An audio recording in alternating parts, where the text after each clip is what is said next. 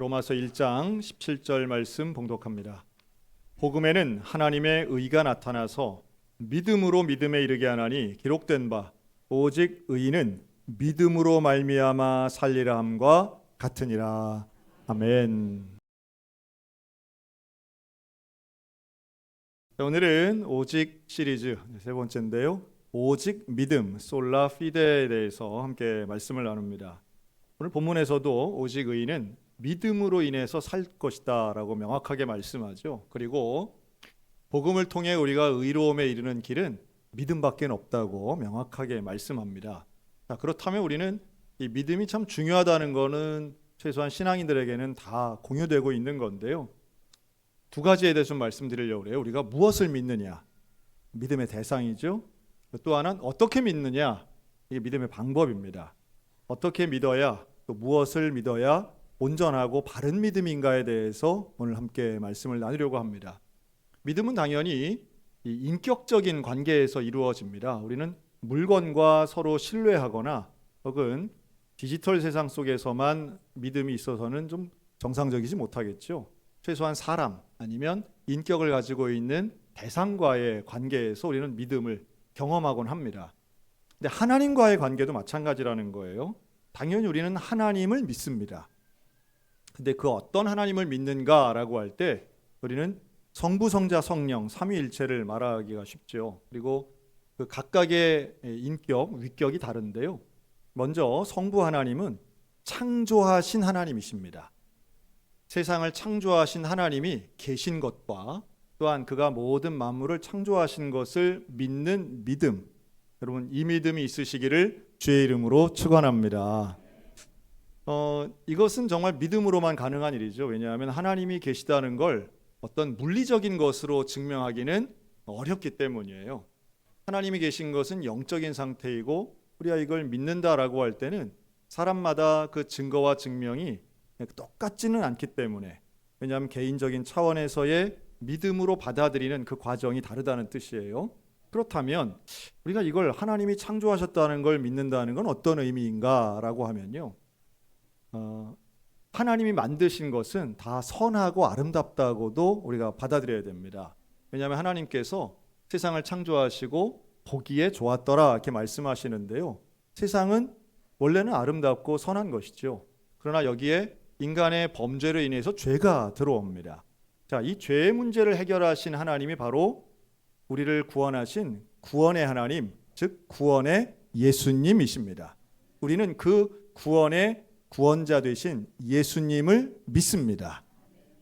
그러니까 어느 종교에나 신적 개념은 다 있어요. 그래서 이름이 좀 다를 뿐이지 세상을 만든 어떤 신에 대한 개념은 다 있습니다. 하지만 우리가 믿는 여호와 하나님이 차이가 있다면 바로 예수 그리스도라고 하는 인간의 몸을 입고 이 땅에 오신 하나님에서 큰 차이가 있습니다. 예수님이 이 땅에 오신 것은 십자가에 달려서 피 흘려 죽으시기 위해서 이 땅에 오셨어요. 근데 왜 죽으셔야 했을까요? 하나님이 세상을 창조하실 때는 말씀으로 창조하시잖아요. 그러면 말씀으로 죄야 없어져라 이러면 되지 않겠어요? 그렇게 하지 않으셨다는 거예요. 세상을 창조하실 때보다도 더 힘들고 어려운 과정을 거치시는데 그건 바로 하나님 스스로가 죽임을 당하신 상황이었다는 겁니다. 십자가의 복음은 하나님이 죽으신 사건이에요.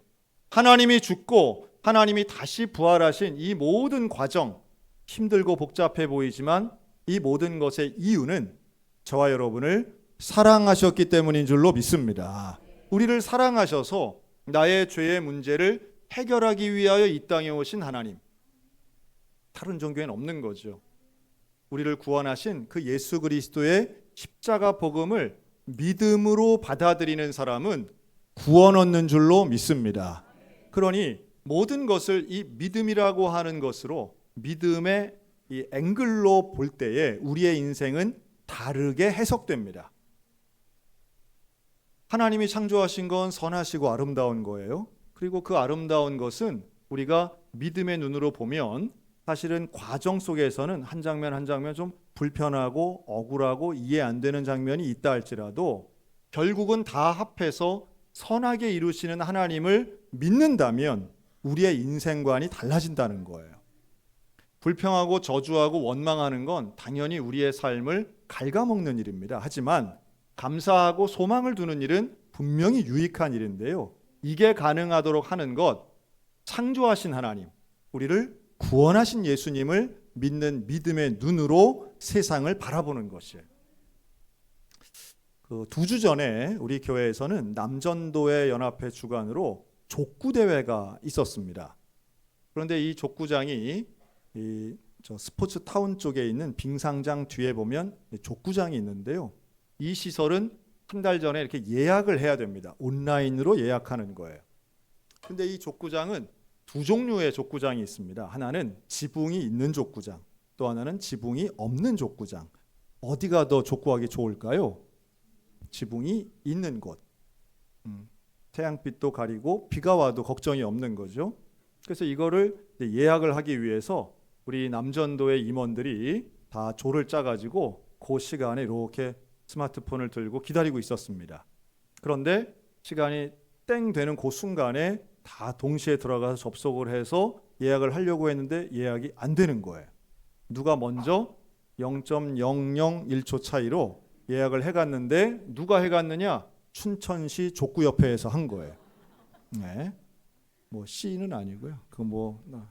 그분들은 매번마다 그걸 예약을 하기 때문에 전문가들이어서 아마도 더 협력이 잘 됐던 것 같습니다. 대부분 이제 지붕이 있는 족구장을 이렇게 예약을 한 거죠. 그래서 우리는 할 수 없이 지붕이 없는 족구장을 예약을 한 거예요. 우리 임원단에서. 저는 그 사실을 몰랐습니다. 모르고 오히려 보고받기는 지붕이 있기 때문에 비가 와도 괜찮다고만 얘기를 들었거든요. 그런데 당일이 되었는데 일기예보에 비가 온다고 나오는 거예요. 비가 와도 괜찮습니다. 우리 저 지붕 있는 데를 다 예약했기 때문에 괜찮다고 제가 얘기를 했어요. 본의 아니게 거짓말하게 된 거죠. 그런데 갔는데 비가 오는 거예요. 조금 일찍 갔는데요. 우리 집사님, 장로님들이 우산을 쓰고 그 지붕 없는 족구장 앞에서 이렇게 옹기종기 모여 있는 거죠. 그래서 이게 제대로 될까? 이래갖고는 타기가 어렵겠는데 하는 생각을 가졌는데 우리 집사님들이 그러는 거예요. 이거 되겠어요? 제가 그랬더니 목사님 걱정하지 마세요. 30분만 있으면 비가 갠다는 거예요. 믿음이 대단하다. 믿음이 대단하다. 목사보다 믿음이 훨씬 더 크다 하는 생각이 들었어요. 여러분, 우리 소양교회 행사를 할 때에 날씨는 누가 담당하나요? 네, 우리 교회 권사님들 이렇게 야유회 가고 하실 때 제가 그 말을 하고, 날씨는 제가 담당할 테니까 걱정 말고 잘 준비하세요. 임원들에게 제가 몇 번 이렇게 격려의 말씀을 드린 적이 있거든요. 그런데 우연하게도 진짜로 날씨가 흐리다가도 비가 안 오고, 비가 와도 우리 권사님들이 버스에서 내리면 비가 그치고, 이런 일들이 몇 번 반복돼서 실제로 우리 교회 권사님들은 제가 날씨를 주관하는 줄로 아는 분들이 있습니다. 일명 이제 토르 같은 존재죠. 천둥의 신. 근데 제가 생각했던 거, 우리 집사님들의 남전도의 신앙이 더 좀 확실한 것 같다. 근데 10시가 됐는데 비가 왔을까요? 안 왔을까요? 비가 더 오는 거예요. 그래서 제가 그랬습니다. 비가 오는 게 좀 아쉽긴 해도 그래도 그때는 2주 전이거든요. 강릉에 극심한 가뭄이 있었기 때문에 강릉에 조금이라도 비가 왔던 바로 그날입니다. 강릉에 비가 온다면 우리가 감사해야 됩니다. 자, 그랬는데요. 그 옆에 다 붙어 있는 거거든요. 옆에 보니까 지붕이 있는 족구장이, 세상에 이분들이 비가 많이 와서 그런지 모르겠는데 이분들이 예약을 해놓고는 안 오신 거예요. 그래서 제가 그랬습니다. 이분들 올 때까지 우리 여기서 합시다. 오면 비켜주면 되잖아요. 그렇게 합시다 하고서는 했는데 우리가 경기를 다 끝나고 점심 먹을 때까지 그분들이 안 오셨어요. 아마 그분들끼리는 비가 조사는 안 해봤는데 비가 와서 취소를 한 게 아닌가 생각이 들어요. 자, 상황이 이랬습니다. 그렇다면 여러분들 같으면 이런 상황에서 뭐라고 할까요? 1번, 그거 비 올 줄도 모르고 이런 걸 했어 그래. 2번, 교회에서 모여가지고 족구는 왜 한다고 해? 3번, 야, 그래도 이렇게 좋은 시설에서 참 감사하게 다행히도 지붕 있는 데서 했어요. 얼마나 감사해. 몇 번이에요 도대체?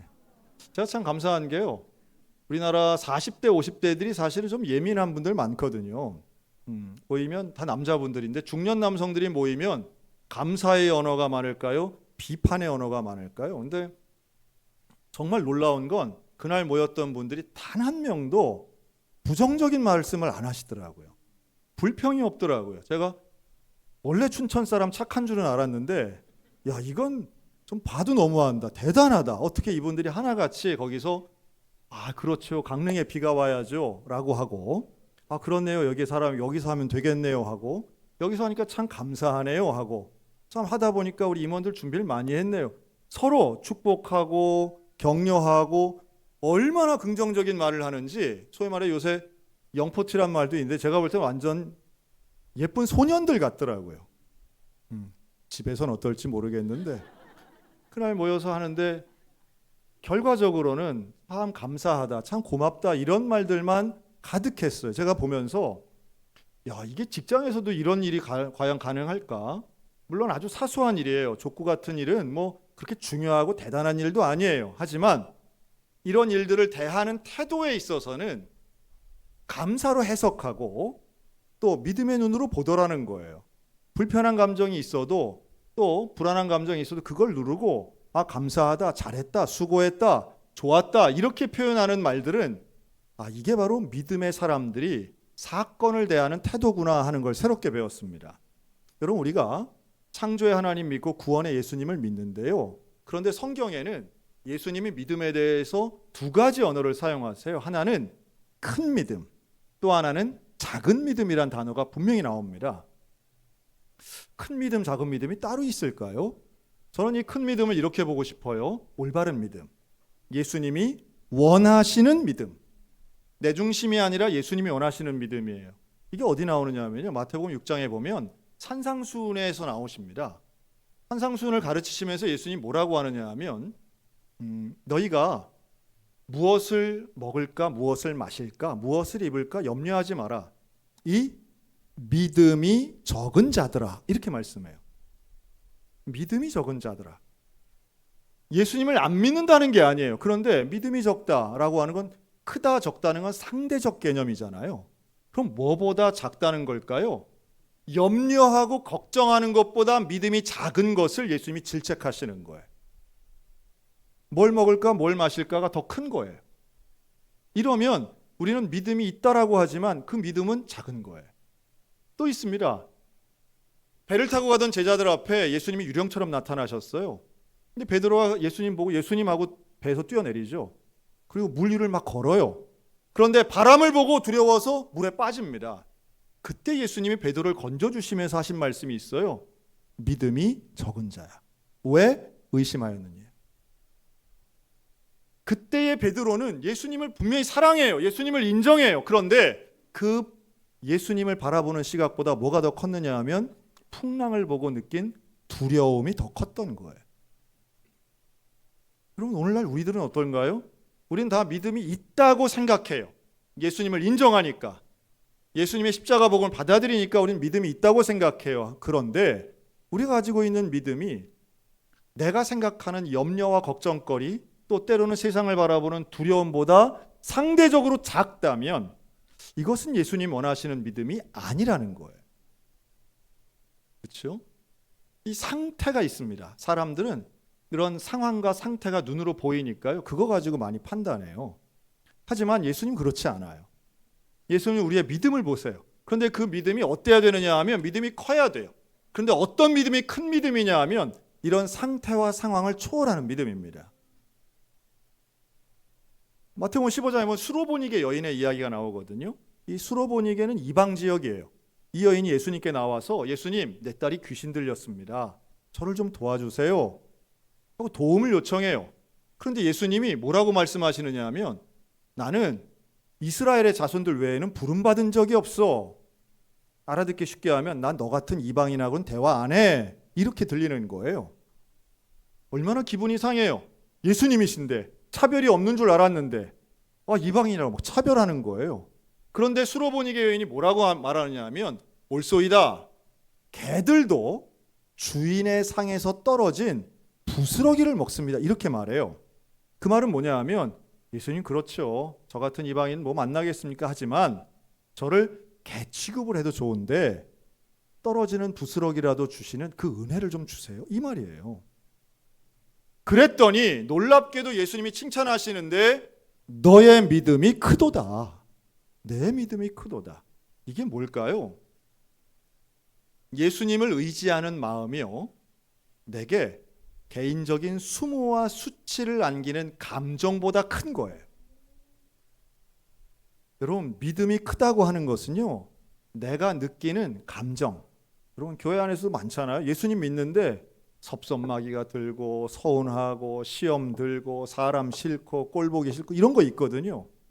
그런데 그거보다 예수님을 믿는 의지하는 마음이 더 커야 된다는 뜻이에요. 그냥 뭐 세계에서 1등하라는 얘기가 아니에요. 우리의 믿음이 내가 가지고 있는 내 마음의 감정 크기보다 커야 된다는 거예요. 근데 그 감정 하나도 잘 못 다스려서 내 믿음을 갉아먹곤 하는 게 우리 사람들의 모습인 거죠. 결국 우리의 모습이에요. 예수님 백부장을 칭찬하세요. 백부장이 자기 종이 이제 병이 들었거든요. 그래서 예수님에게 오셔서 좀 우리 내 종 좀 치료해 달라고. 그럼 백부장이 그러죠. 예수님 직접 오실 것까지는 없습니다. 예수님 말씀만 하셔도 나을 줄로 믿습니다. 나에게도 부하들이 있는데 내가 오라고 하면 오고 가라고 하면 갑니다. 예수님 말씀만 하시면 다 될 거라고 저는 믿어요. 이렇게 백부장이 얘기하거든요. 그랬더니 예수님이 내가 너만한 믿음을 보지 못했다. 그래서 칭찬하시잖아요. 이 백부장의 믿음은 뭘까요? 백부장의 믿음은 상황이나 상태보다 예수님의 능력이 훨씬 더 권위 있고 크다는 것을 인정하는 믿음이었어요. 오늘 우리들에게 이 믿음이 회복되시기를 주의 이름으로 축원합니다. 내가 지금 경험하고 겪고 있는 이러한 상황과 상태보다 소위 말해 문제보다 크신 하나님을 경험해야 되는 거예요. 그걸 믿어야 되는 거예요. 내 문제보다 크신 하나님을 믿을 때에 우리의 삶은 기적이 아니라 구원을 중요시하는 믿음의 성숙함이 이루어지는 겁니다. 그게 의로운 사람, 의로움에 다다라는 믿음이에요. 사람들은 기적을 원해요. 사람들은 소원 성취를 원해요. 그렇지만 성경이 일관되게 말씀하고 있는 우리의 믿음의 방향은 기적이 아니라 구원에 있어야 된다고 말씀하는 거예요. 그리고 구원만이 가장 온전하고 가장 위대한 기적이 됩니다. 그리고 이러한 구원의 상태, 온전한 믿음의 상태를 유지하기 위하여 나를 도우시는 분이 계시는데 그분이 바로 성령님이십니다. 이 성령님께서는 우리를 위로해 주세요. 보혜사라는 뜻이죠. 그래서 우리는 이 보혜사 성령님, 나를 위로하시는 성령님을 믿는 거예요. 창조자 하나님, 구원자 예수님, 그리고 위로의 성령님을 믿는 겁니다. 이 성령을 믿을 때에 나의 속에 내주하시는 그 성령을 믿고 동행할 때에 참된 복을 누리는 거죠. 그것은 하나님과 함께하는 복입니다. 하나님과 함께하는 것이 저와 여러분에게는 가장 큰 은혜고 가장 큰 복인 줄로 믿으시기 바랍니다. 저는 그래서 믿음은 하나님과 나를 이렇게 묶는 일이라고 생각해. 하나님과 내가 묶여지는 거예요.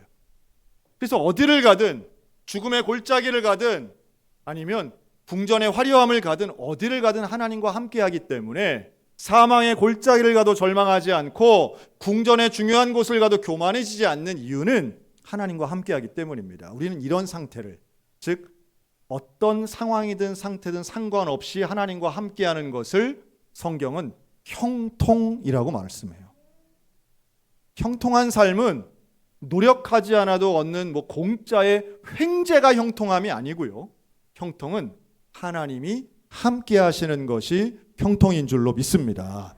그러니 우리는 이 하나님을 믿을 때 창조의 하나님, 구원의 예수님, 그리고 위로의 성령님을 믿을 때에 이러한 형통의 삶을 경험하게 되고요. 그 형통의 삶은 곧 오늘 본문이 말씀하는 의로운 사람의 모습이 됩니다.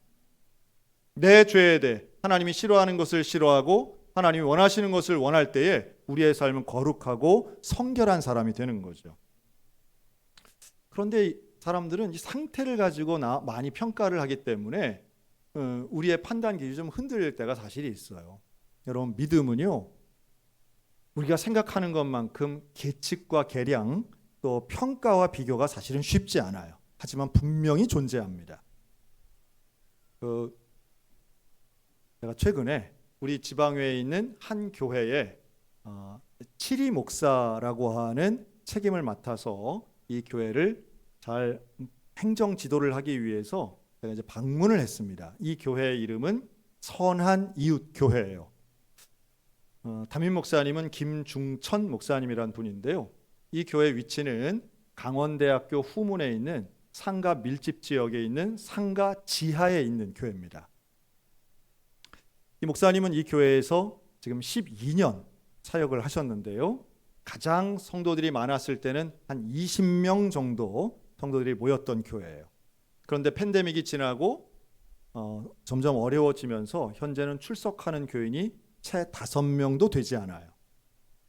근데 이분들조차도 집사님도 한 명도 없는 상태에서 이 5명 중에 대부분은 알코올 중독자 또 조현병 환자분들이셨어요. 정기적으로 오지 않고 또 목사님이 가서 이렇게 직접 모시고 와야만 한 분, 두 분 오시는 이런 교회예요. 어렵죠. 쉽지 않아요. 당연히 재정적으로도 어렵고 분위기도 쉽지 않은 교회예요. 근데 이번에 이 김중천 목사님이 다른 교회로 부임해서 가시게 됐어요. 청빙을 받으셨어요. 화천군 간동면에 있는 교회에 청빙을 받아 가시면서 이제 이 교회를 어떻게 후임을 모시든지 처리를 할까, 이 책임을 제가 맡았던 겁니다. 그리고 가서 이 목사님과 지난 12년간 있었던 일들에 대해서 함께 말씀을 나눴어요. 이 김중천 목사님은 하루 종일 어떤 일을 제일 많이 하셨는가 하면 첫째는 노방전도를 많이 하셨어요. 나가서 강원대학교 앞을 왔다 갔다 하는 젊은이들에게 복음을 증거하셨어요. 또 하나 했던 일이 있는데 그게 바로 설교 준비하시는 일이었습니다. 이 교회는 매주마다 8페이지에 해당되는 주보를 만들었어요. 오는 사람 많지 않지만 성실하게 주보를 만드셔서 그 필경대 위에다가 항상 비치해 놓으셨어요. 제가 그 주보를 보는데 대단하다 하는 생각이 들었어요. 같은 설교자고 목사로서 주보 대부분의 내용은 설교 원고였습니다. 이렇게 설교 원고를 성실하게 준비하기 위해서는 오랜 시간이 걸리고 또 그 지하실, 그 지하는 좀 깊이 있는 지하인데요. 내려가다 보면 지하실 특유의 곰팡이 냄새가 살짝 나는 그런 교회예요. 항상 청소하고 청결하게, 가능하면 곰팡이 냄새 나지 않고 습도 유지를 위해서 항상 노력하고 청소하시는 분이 김중천 목사님이세요. 제가 그 주보를 보고 또 한쪽 옆에는 기도 제목을 써놓은, 그래서 한 번이라도 방문한 분들을 위해 이름 쓰고 기도한 그 기도 제목을 쓴 그 프린트물을 제가 보면서 야, 목사님 일주일 내내 되게 바쁘시겠네요. 전도하시고 이렇게 준비하시려면 12년간 어떻게 지내셨어요? 그랬더니 목사님이 이렇게 말씀합니다. 12년간 고된 기간을 보냈다는 거예요. 그렇죠. 한마디로 그렇게 말씀하시더라고요. 하지만 하나님 주신 사명 붙잡고 사셨다라고 말씀합니다. 그리고 이제는 이제 올해 62세가 되셨거든요. 다른 교회 가서 한 40-50명 모이는 교회 가서 이렇게 설교자로서 목회할 줄 꿈에도 생각 못했는데 하나님이 또 다른 교회에 불러주셔서 감사할 뿐입니다. 이렇게 말씀하세요. 그래서 제가 목사님 축복하고 이제 이 교회는 앞으로 제가 잘 알아서 그럼 정리하도록 하겠습니다. 아무래도 후배 목사님들에게 이런 지하실에서 목회하라고 하는 것은 그렇게 지혜로운 일은 아닌 것 같아요 라고 해서 정리를 했습니다. 그리고 나왔어요. 그래서 제가 혼자 가지 않고 우리 교회의 배은찬 목사님과 함께 갔습니다. 그 앞에 이제 주차가 좀 힘들기 때문에 목사님과 함께 가서 한 1시간여 같이 대화하는데 옆에 우리 배은찬 목사님이 있었어요. 그리고 나와서 차를 타고 이제 차 시동을 거는데 우리 배 목사님 눈에 눈물이 그렁그렁한 거예요. 그래서 제가 그랬습니다. 왜 우냐고. 그랬더니 결국 이제 아버지 생각이 나는 거죠. 배은찬 목사님의 아버지는 평생 개척교회, 작은 교회 담임하셨던 목사님이세요. 그러면서 배은찬 목사님 이런 얘기합니다. 제가 중학교 때 아버지께서 상가 2층에 개척을 하신 거예요. 그리고 그 작은 상가 규모의 본당을 이렇게 나눠가지고 판넬 하나 쳐서 방을 만들고 생활했답니다. 가족들이. 그때 중학교 2학년 때인데 아버지에게 이런 말을 했대요. 아버지, 들을 성도도 없는데 무슨 설교 준비를 그렇게 많이 하세요? 그렇게 말했다는 거예요. 그때 그 기억과 오버랩되면서 지금 현재도 아직 은퇴 안 하셨거든요. 그 배 목사님 지금도 경상남도에서 목회하고 계시는데요. 아버지와 나이가 비슷한 김중천 목사님 보면서 그때가 생각나더라는 거예요. 그래서 제가 질문했습니다. 배 목사님, 지금은 아버지 목사님에 대해 어떻게 생각하세요? 배은찬 목사님이 단호하게 얘기합니다. 목사 안수를 받고 목회 현장에서 사역을 하면서 느끼는데 우리 아버지가 세계에서 제일 훌륭한 존경받을 만한 목사님이라고 자기는 생각한다는 거예요. 여러분, 어떤 믿음이 과연 하나님께 인정받을까요? 제가 우리 배은찬 목사님께 그랬습니다. 아들 목사가 아버지 목사님을 바라보는 그 시각이 사실은 하나님이 우리를 보는 시각과 유사할 것 같다. 사람들은 상태, 규모, 숫자로 평가합니다. 얼마나 모이는가, 얼마나 성장했는가, 얼마나 발전했는가, 얼마나 위대한가.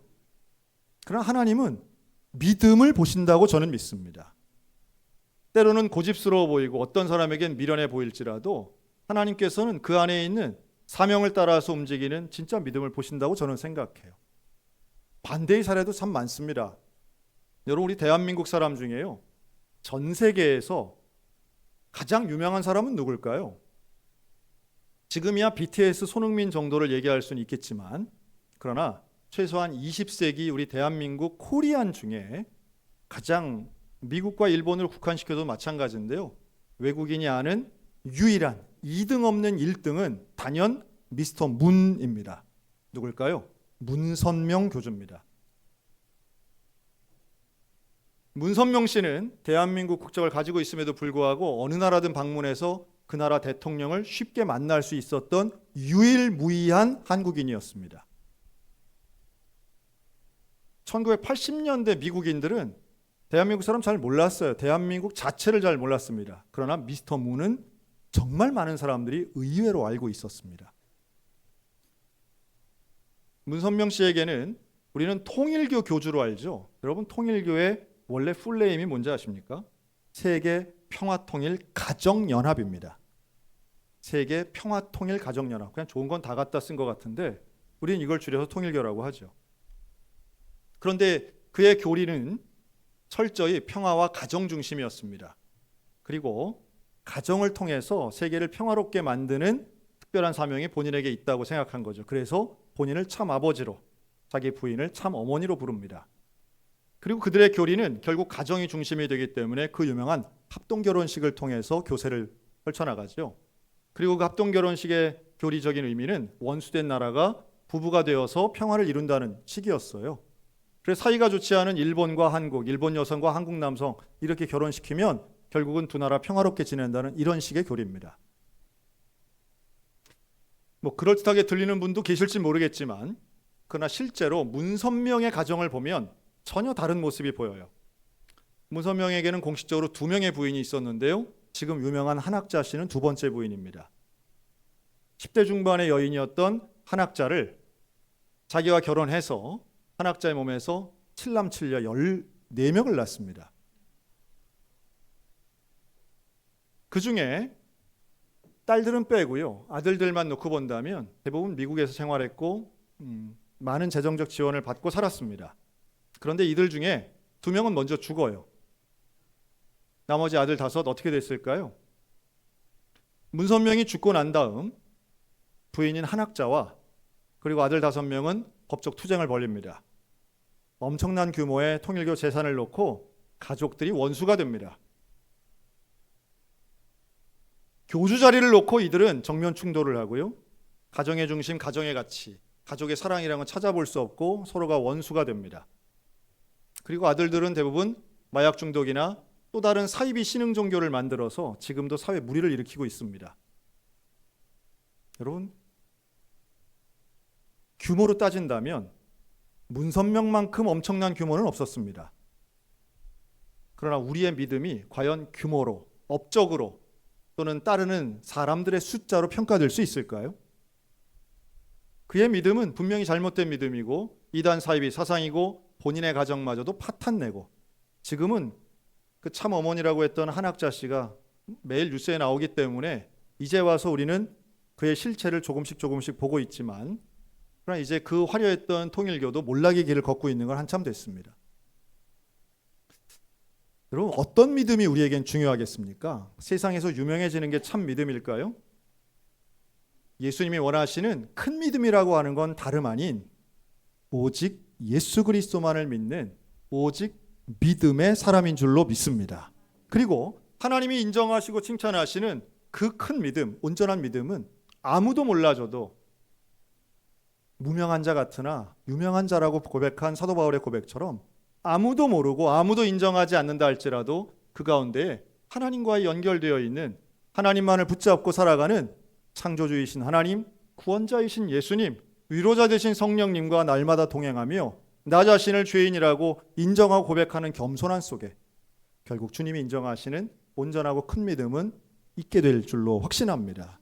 우리 마찬가지죠. 여러분, 믿음의 눈으로 세상을 잘 바라보시기 바랍니다. 그리고 그 믿음의 눈으로 나 자신을 바라보시기 바랍니다. 함부로 교만하지 말고 세상 가운데 절망하지 않고 하나님의 목숨값으로 구원받은 우리가 가장 존귀한 자로 살아가는 건 오직 믿음뿐입니다. 의롭고 정결하게 살아갈 수 있는 방법 오직 믿음뿐입니다. 그 하나님을 믿으며 예수님과 동행하며 내주하시는 성령을 인도하심을 받아 형통한 삶을 받아 누리는 믿음의 성도들 다 되시기를 우리 주님의 이름으로 축원합니다. 아멘. 기도하겠습니다.